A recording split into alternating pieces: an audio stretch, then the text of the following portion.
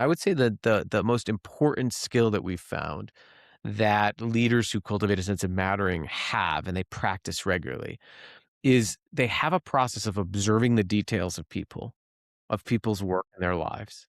They have some process of not leaving remembering those details up to chance, and they have some process of writing those things down, of training their attention, and they Mm, have some distinct practice of sharing those back. mm, Like, for an example is, an example I use in my book, my favorite example, and I have a many of them because all of the things that I I categorize in terms of skills, I've seen a leader do. But my favorite example is in this distribution center, when we were working with this large group. They had like 20 teams in the center, and they're scoring really low on engagement surveys, and I found the outlier, right? Except for this one. They consistently reported like lower turnover, higher engagement. And I went to them and I just said, "What do you do here?" And they all said, "It's our supervisor. She just gets us. We'd do anything for her."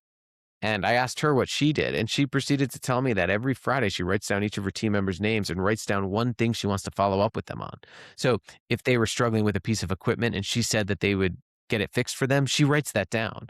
If the person was going on a vacation, she writes that down. If the person seemed frustrated in a meeting, she'll write it down. And then she says on Monday, I just spent about 5 minutes looking at that list and scheduling a little 3-minute check-in. Sometimes I put it on my phone and my calendar, and I just say, "Hey, I remembered last week you were nervous about that meeting. Is that right?"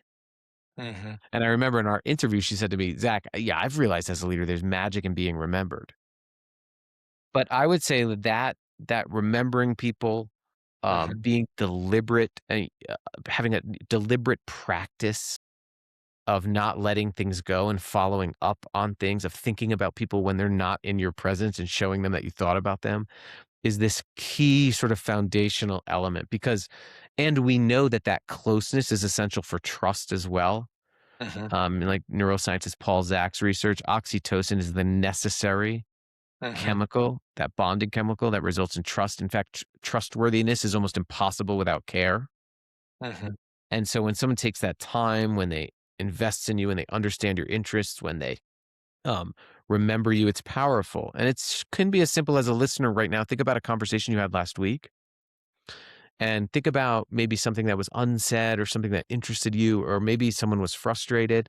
And then this afternoon, after this podcast or tomorrow or whenever you listen to this podcast, call them and just say, "Hey, I was thinking about our conversation.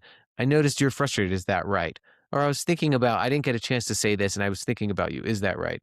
And that's potentially more you can do for your relationship with that person than anything else.